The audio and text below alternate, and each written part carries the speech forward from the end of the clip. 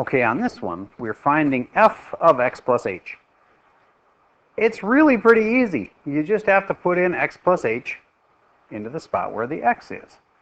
And why do we need this? Because you're going to be doing this as a part of a bigger process that's going to help you find the difference quotient, which, again, you need hours to learn this, but just this little part of it is the part where often kids will screw up the algebra. So I'm just getting you kind of ready for when you learn this in calculus.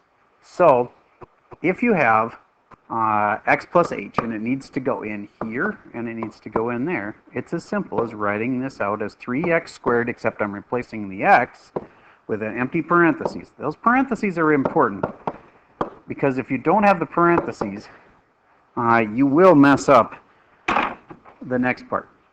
So now I've just taken and put in parentheses where the x was. And now I'm going to drop in an x plus h. Now this part really means 3 times x plus h times x plus h. Oops, clean that up.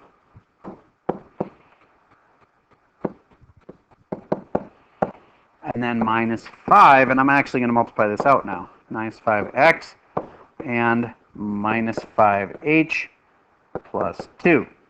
Okay, now the last thing is to just grind out the algebra carefully. I'm going to do all of that first, and then I'm going to multiply those results by 3. So here's my 3 still, and then I have x squared plus 2 of those, which are hx's, or xh's, and then plus an h squared. All right, now I'm going to multiply that 3 in there. 3x squared plus 3 times 2 is 6hx, or xh, plus 3h squared minus 5x, bringing these guys down now, minus 5h plus 2. And we got to look and see if we can find any like terms, and there aren't any.